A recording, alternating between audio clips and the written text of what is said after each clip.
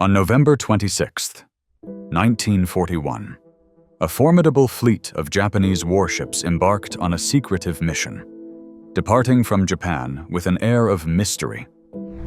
Comprised of 6 aircraft carriers, 2 battleships, and hundreds of fighter planes, the fleet was headed toward a hidden rendezvous point, a mere 230 miles from the Hawaiian island of Oahu, their objective. The unsuspecting U.S. Pacific Fleet, stationed peacefully at Pearl Harbor. On the morning of December 7th, the attack would come swiftly and without warning, crippling the fleet for months and claiming thousands of lives. Yet, this devastating strike wouldn't just incapacitate America, it would alter the trajectory of the Second World War, sealing the fate of Imperial Japan. But what drove Japan to launch the attack on Pearl Harbor in the first place? And how did their flawed strategy ultimately lead them to defeat in the Second World War? To understand this, we must first rewind to the 1930s. Throughout the early 20th century, Japan focused intensely on modernizing both its economy and military.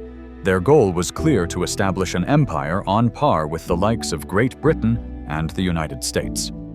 With such an empire, they could tap into valuable natural resources, exploit labor, and create new trade routes, positioning themselves as one of the world's dominant powers.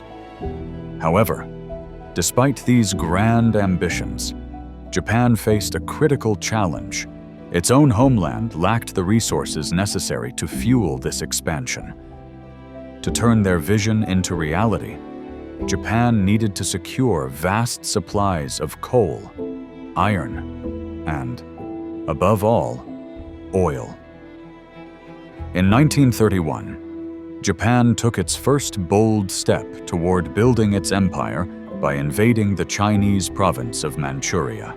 This region was rich in the very resources Japan desperately needed, and it provided a strategic foothold on the Asian mainland for further expansion. Over the next few years, Japan advanced deeper into northern China.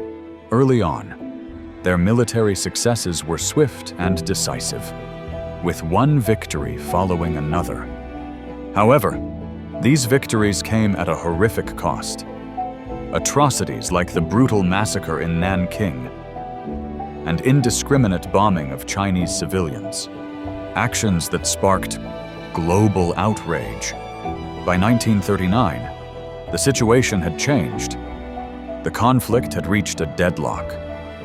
As China's resistance grew stronger, Japan found itself bogged down, facing a severe drain on both manpower and supplies. To secure the resources necessary to continue, Japan realized it would need to turn its sights beyond China. On the other side of the Pacific, the United States watched the unfolding events with growing unease. Following its involvement in the First World War, America adopted a policy of non-intervention and isolationism. This stance meant that the U.S. would avoid entangling itself in foreign conflicts, not fighting on behalf of its allies, nor entering into any alliances, nor offering aid. This unofficial policy eventually became official in the mid-1930s when Congress passed a series of neutrality acts. However, as the U.S. was solidifying its stance, the global situation around it grew increasingly violent and unstable, signaling that isolation might no longer be a feasible option. Although the United States had entered the 1930s firmly committed to isolationism, the escalating war in Europe and Japan's brutal actions in China slowly shifted public opinion toward intervention. This change paved the way for President Franklin D. Roosevelt to sign a new Neutrality Act in 1939, which allowed the U.S. to supply arms to Britain and France, provided they paid for the goods and transported them on their own ships. In 1941, this policy was expanded through the Lend-Lease Act. which extended support to China and the Soviet Union without requiring any payment. While the US was still officially neutral, it was increasingly clear which side it favored an alignment that posed a significant problem for Japan. By 1939, Japan had become deeply dependent on the United States for oil, with around 80% of its supply coming from America. A shortage of oil would be catastrophic, crippling Japan's military efforts in China and threatening its broader territorial ambitions. In addition to oil, Japan also relied heavily on imports for essential resources such as scrap metal, coal, and iron, most of which came from the United States.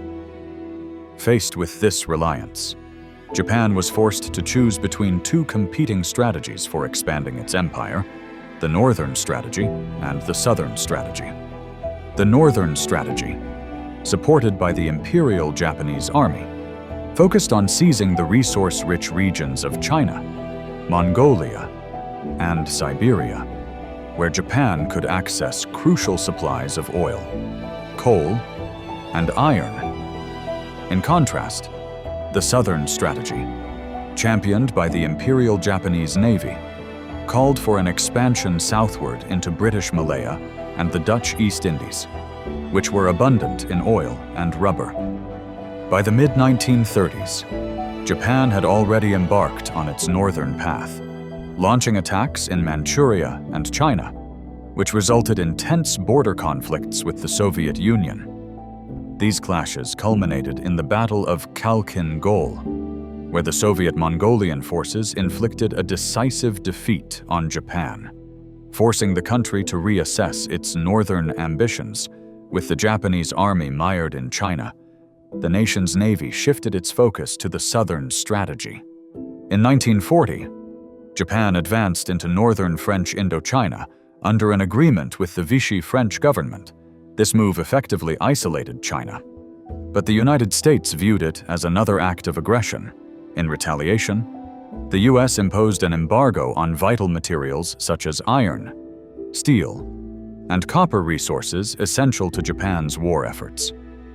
Undeterred, Japan expanded its occupation of French Indochina in July 1941, which prompted the US to freeze all of Japan's assets in American banks, crippling their ability to purchase oil. As a result, Britain and the Dutch East Indies followed suit by enforcing oil embargoes of their own, cutting Japan off from 94% of its oil supply. Japan was now facing an urgent crisis.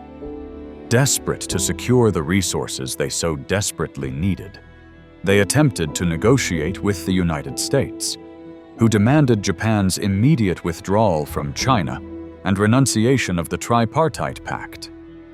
But Japan, unwilling to abandon its imperial ambitions, flatly refused. With few options left, Japan felt its only choice was to seize the resources by force, specifically by invading British Malaya and the Dutch East Indies.